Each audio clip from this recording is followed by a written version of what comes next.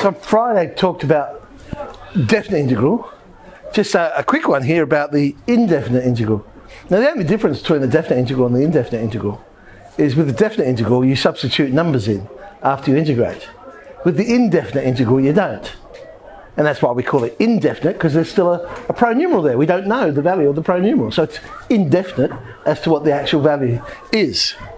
So the rules are still the same. I mean, you add 1 to the power over power. Difference though, like the primitive function you remember, will go plus a constant.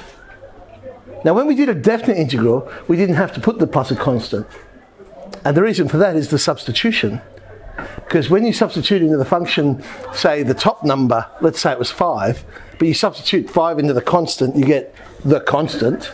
And then you go minus, substitute in the lower number, let's say it was 3, into the constant, well, it's the constant, and so you end up constant minus constant, and it cancels.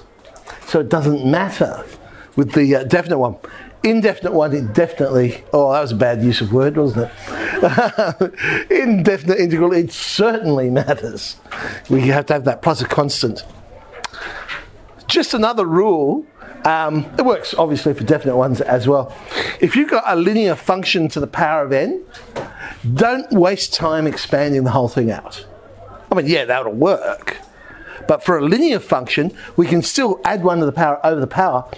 The only difference is, on the bottom of the fraction, we also multiply by whatever the coefficient of x is.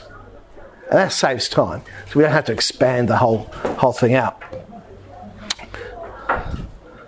So we had 2 minus 5x cubed, which, as I say, we could expand it out if we wanted to. But all I've got to do is add 1 to the power over the power, but also on the bottom of the fraction, you'll notice I've multiplied by -5, the coefficient of x.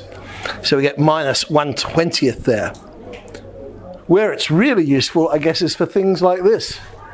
Because when I put that into index form, I've got -2. Now, how do you expand that out? I mean, we don't have a technique for that. So add 1 to the power, -1, over the power, but on the bottom also multiplying by the coefficient of x, so in this case 3. And we get -1 on 3 lots of 3x plus 1. It's also very useful when we have things like surds, because once again, when we put that into index form, power of a half, how do you expand that out? I mean, you can't.